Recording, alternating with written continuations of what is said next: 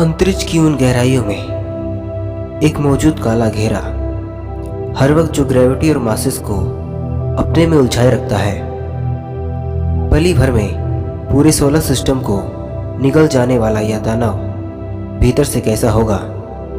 आखिर black hole काम कैसे करता है? और तो और क्या हमारे मिल्की वे गैलेक्सी में भी कोई ब्लैक होल मौजूद है या नहीं? इन्हीं सब रहस्यों को सुलझाने हम ले चलेंगे ब्लैक होल की ऐसी यात्रा पर। ये सफ़र आपको बेतहासा रोमांचित करेगा। कितनी ही बार आप ये सोचने पर मजबूर हो जाएंगे कि क्या ऐसा भी हो सकता है।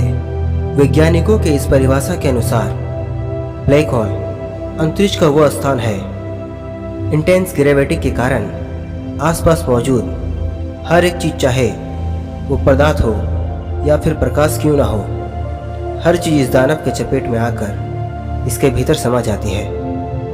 मगर इससे कुछ ज़्यादा साफ नहीं होता। अगर आप ये सोच रहे हैं तो एक झलक इस तस्वीर को देखिए।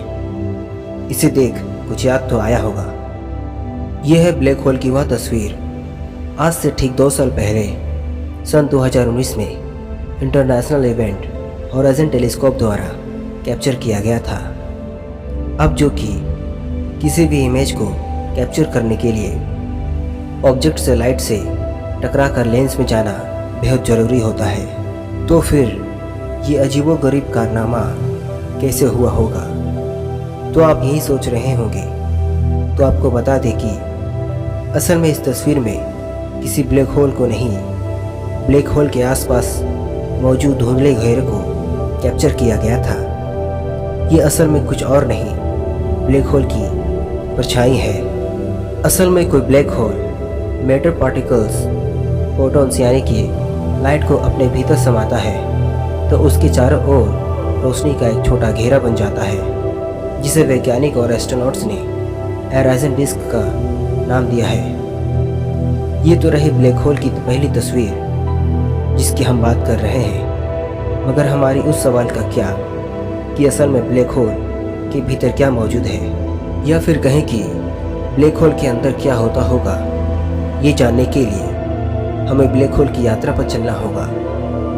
तो चलते हैं ब्लैक होल के सफ़र पर। इतना तो पता है कि ब्लैक होल के कुछ 100 ईयर्स लाइट नज़दीक पहुंचते ही हमारी स्पेसशिप में गहरा ग्रेविटेशनल पुल लगेगा, और अगर इस दौरान ये ब्लैक होल किसी सितारे से इंटरैक्ट कर रहा होगा तो ये मंजर और भी भयानक होगा, क्योंकि कोलाइजन के कारण पैदा हुई शॉक वेव्स हमारी स्पेसशिप को मानो भूकंप की तरह हिलाकर रख देगा। तो जैसे ही ब्लैक होल के नज़दीक पहुंचेंगे ये अपने अंदर समा लेगा। मगर हाइपोथेटिकली माना कि हम और हमारी स्पेसशिप दोनों ने ही इस तरह के कंडीशन को बर्दाश्त कर लिया और हम इस ब्लैक होल के भीतर सुरक्षित एंट्री ले लिए।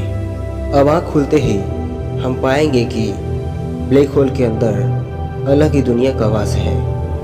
एक ऐसी दुनिया जो पूरी तरह काले अंधेरे से घिरी हुई है, जहाँ किसी भी चीज़ का नामो निशान मालूम नहीं होता।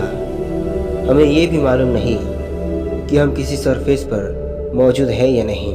और तो और बात करें समय की, ब्लैक होल के अंदर समय मानो थम सा गया है।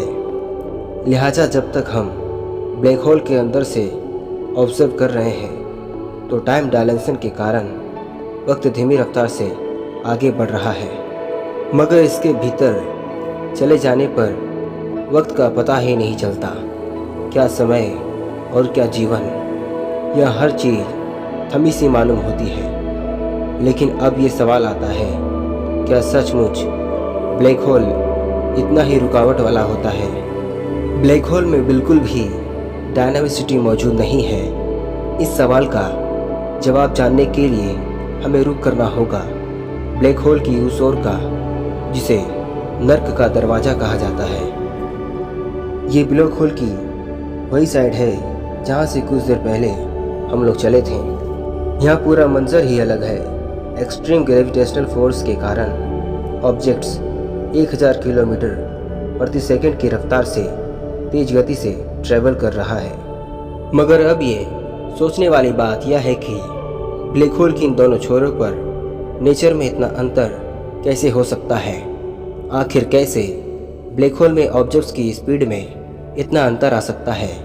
किसी वैज्ञानिक सिद्धांत पर ब्रह्मांड का सबसे बड़ा रहस्य काम करता है। ब्रह्मांड और ऑब्जेक्ट की तरह इंसानी समझ की शुरुआत बहुत पहले नहीं हुई थी, बल्कि एस्ट्रोनॉमी से जुड़े उन मामलों में से जिस पर रिसर्च 20वीं शताब्दी में किया गया था। ब्लैक होल पर थ्योरी देते हैं कार्ल होल्सचाइल्ड, जो कि 1900 और 1910 के दशक के विख्यात फिजिसिस्ट और एस्ट्रोनॉमर थे।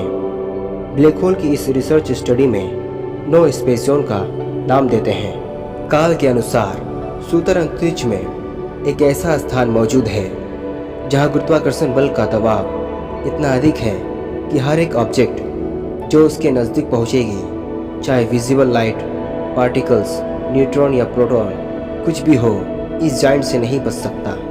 साथ ही कार्ल ने इस थ्योरी में इवेंट होराइजन को ही काफ़ी हद तक डिस्क्राइब करने की कोशिश की थी।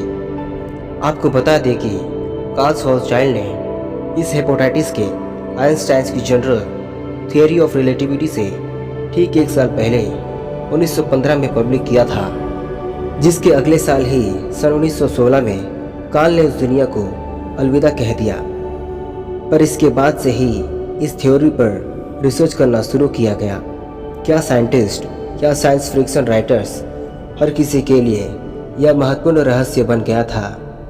तब से लेकर आज तक इसका 100 साल से भी ज़्यादा वक्त हो गया है। मगर इस विषय पर रिसर्च के लिए खुद अल्बर्ट आइंस्टाइन और रेनहार्ड जनरल एस्ट्रोफिजिस्ट ने भी अपने योगदान दिए, और उन सब पर रिसर्च होने के बाद ब्लैक होल की कहानी अब सच्ची लगती है। मगर ब्लैक होल के बारे में इससे भी बहुत कुछ ज़्यादा जानना बचा हुआ है, और वक्त की सीमा के कारण यहाँ जाहिर नहीं किया जा सकता। ब्लैक होल से जुड़े हुए और रोचक तथ्य जानने के लिए देखते रहिए द नॉलेज एंड फैक्ट।